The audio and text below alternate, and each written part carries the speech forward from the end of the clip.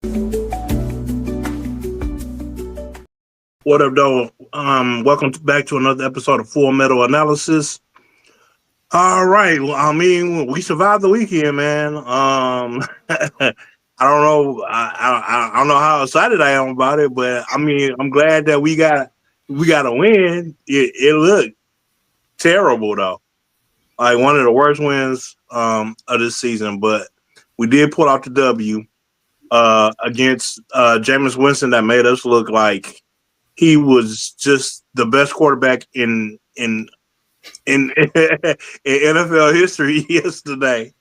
How you feeling about the game yesterday, man? And do we got some major worries, concerns? Listen, man, I came across uh, a report, not a report, but I came across somebody just throwing something out there, and they said the Lions need to go get Jameis Winston. And I said, oh man, I didn't even think about that, as far as a backup quarterback. And I brought it to you, and you was like, Yeah. like what? Like I just knew that I just knew that was gonna be like, hell yeah, that's a great idea. Like, no, you was like, no. And I understand why. Jameis is very volatile. You never know fully what you're gonna get week in and week out. But when Jameis is on, to your point, Jameis Winston can do things like for instance that touchdown catch that he caught. I would say only there are less than what 5, 6, if you want to be extreme. A third of starting quarterbacks in this league could only make that play, other than Right. Jameis. So that was an example of Jameis being on, and then of course you're right. There are weeks where he'll be off. But to get back to the point, in terms of that game, yes, there's a lot to be said about that game. There's a lot of bad to be said about that game, and there is a chunk of positive to say about that game. Before I go on, I'll just the one we'll come back to it, but I just feel like that game was it wasn't as damning as it felt, in my opinion. No, I'm kind of with you on that, man. My takeaway is that for one, Graham Glasgow's got to go, man.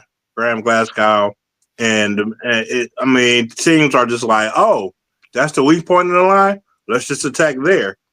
And the other one, man, is I can't even blame it on golf this week, man. Our receivers got to make catches, man. St. Brown had a phenomenal game. I think he had like 149 yards, but he dropped some crucial passes, man, that would have put us up in the lead, and even one that would have gave us the lead early in that game where we were in the red zone and it bounced off his hands and got picked off. And I mean, if it wasn't for the Giants just making some horrible decisions and Jameis missing a couple of throws here and there, then that could have cost us the game. So I think J-Mo had a drop too. He had 3 targets and no catches. So that's been going on a lot the last couple of games. It's like crucial moments, like plays that we usually make on third or fourth down, and we dropping them. You know what I'm saying? And that is costing us whole drives where usually in the past we would have made those catches and been in a position to put us at an advantage. We're putting ourselves at a disadvantage. And so I think those are my major concerns going forward. What about you? Ooh. Well, if I told you my major concerns right now, I would never get to my positives. So it would be a lot easier to start with the positives. And I think my overarching positive coming out of this game is that leading into the season, my thoughts were that in order for this team to win the Super Bowl, the path that we went on last year was not how it was going to go in my mind.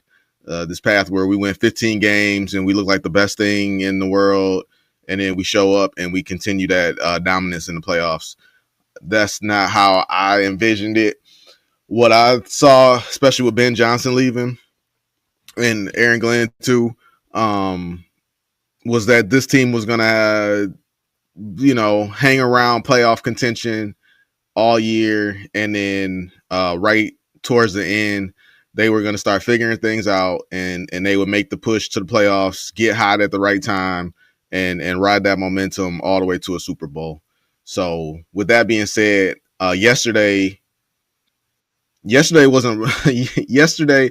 If Philadelphia was rock bottom, then yesterday was the perfect first step up the ladder. They didn't look phenomenal. They played a bad team. Honestly, man, the New York Giants looked exactly like the Detroit Lions year one, Dan Campbell going into LA to take on the eventual Super Bowl champions in the LA Rams. Nobody gave us a shot during that game, and nobody believed that they had a chance of winning that day except for the team themselves. And that's what the Giants look like. They came out, reverse trick plays, going deep, nothing to lose. And that's the same way that the Lions play, and similar to the Lions, they took the game all the way down to the wire, but in the end, the better team won on that day. And the same thing could be said about yesterday. Yeah, man. Going forward, and as far as my positives, I will have to say that, I'm with you, man. It's pretty much what I expected. I didn't expect us to win 15 games this year. I think I had us winning like 13 games, and as of right now, we're on par to do that. And I would say, I guess this could be a positive. The defense was bad yesterday. The defense was really bad yesterday, but I don't think that's a consistent thing, because the defense hasn't proven to be as bad as they played yesterday. They've actually proved to be one of the better defenses in the league so far. And I don't think that is a consistent. I don't think that's a consistent thing that you're going to see out of them. Along with the fact that we should be getting Kirby and Terrion Arnold back soon. If not this game, maybe the next game. And the same thing with the offense, man. We know the offense has had two terrible games back to back. And we know the talent is there. We know that Saint is not going to keep dropping the balls. I think that he has a injury. I think he has a wrist. It's been rumored floating around that he has a wrist injury, and I've been saying that. I think I remember the moment that happened in the. I want to say it was we played them back to back, so I get them confused because they wear the same colors. But it was either the Browns or the Browns or the Bengals game where he hurt his wrist, went out for a minute, and then came back in. But yeah, even with you was definitely the first person I heard bring that up, and a week or two went by and it was fine, but now it still seems like, I'm with you. It seems like something is hampering them.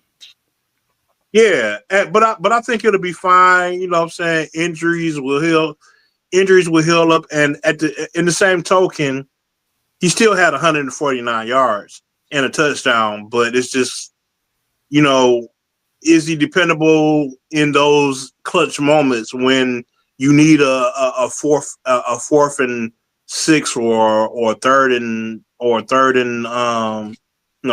or something like that? You know what I'm saying?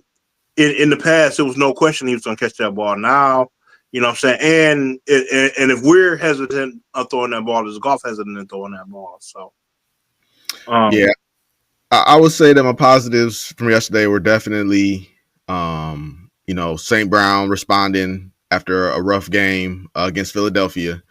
Like I said, Jared Goff to me has been playing the same way all season, so I thought he played fine. Yeah.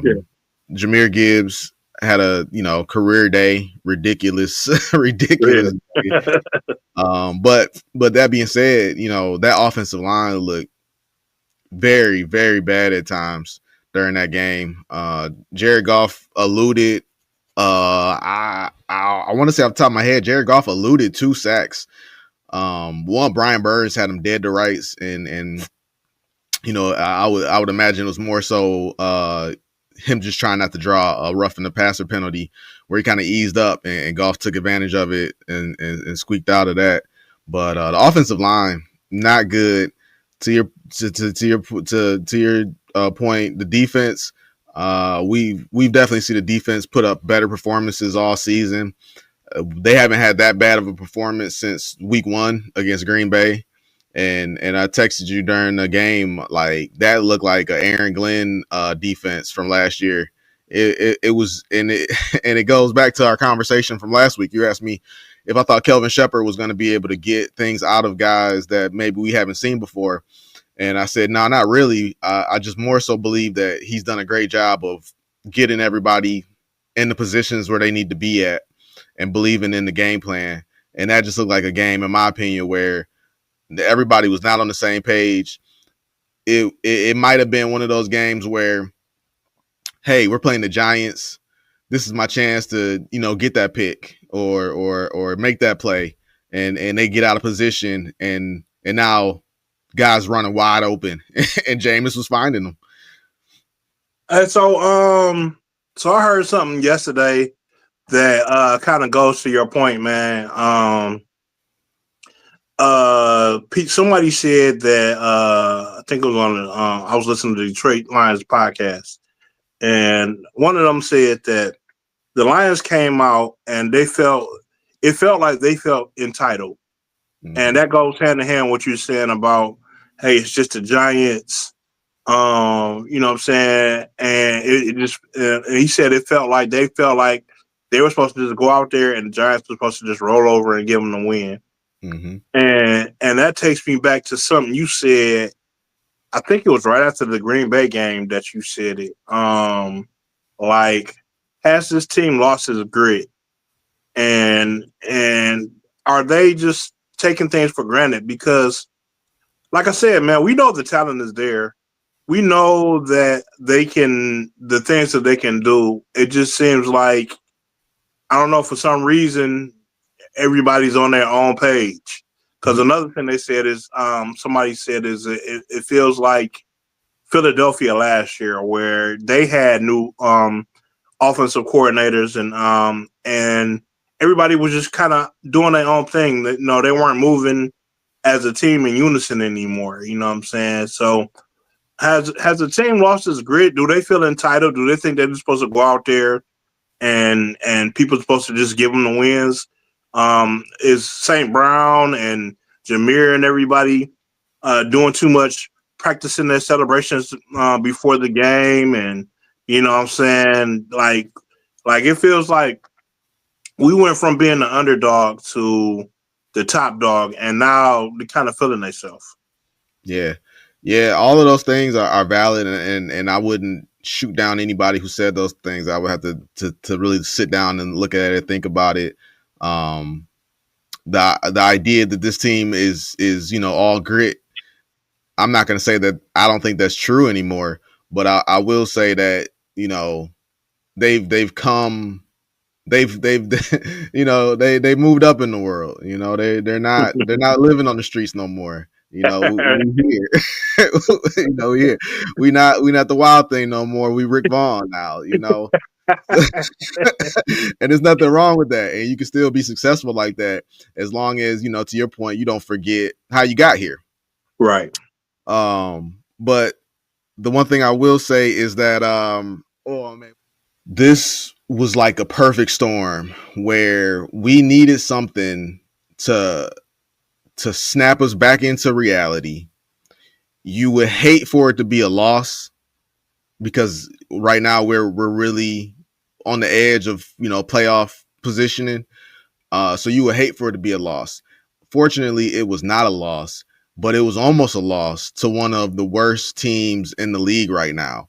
And Right. and not only is that a slap to the team's face by looking in the mirror, but I didn't watch ESPN today or anything, but I'm sure if you turn on ESPN, they're not going, man, those Detroit Lions really pulled out a win against the formidable New York Giants.